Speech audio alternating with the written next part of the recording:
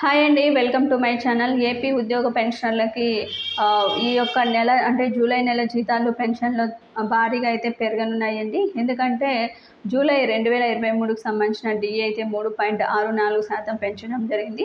ఆ పెంచిన డిఏ ఈ నెల జూలై నెల జీతాలు పెన్షన్లతో పాటు ఆగస్టులో అయితే అందుకున్నారు. ముఖ్యంగా ఎవరికి ఎంత బేసిక్కి ఎంత డిఏ వస్తుందో వీడియోలో తెలుసుకుందాం. ముఖ్యంగా 20,000 కనుక బేసిక్ పే వచ్చినట్లయితే వారికి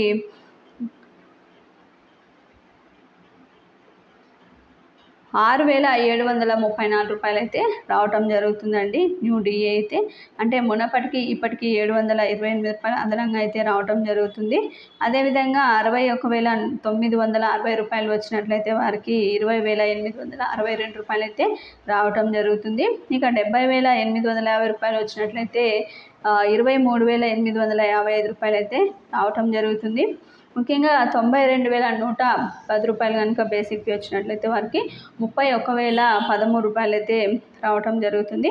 ఈ యొక్క పెరిగిన జీతాలు పెన్షన్లు అంటే ఈ నెల జీతాలు పెన్షన్లతో పాటు ఆగస్టులో అయితే అందుకుంటారండి. ఈ నెల జీతాలు పెన్షన్లు మనకి ఆగస్టులోనే జమ అవుతాయి కాబట్టి అప్పుడైతే ఈ పెరిగిన డిఏని అయితే తీసుకోవచ్చు. వీటికి సంబంధించిన అరియర్స్ గమనించినట్లయితే మనకి సెప్టెంబరు డిసెంబర్ 2025 మార్చిలో అయితే జమ చేస్తామని ప్రభుత్వం ఉత్తర్వుల్లో స్పష్టం చేసిందండి.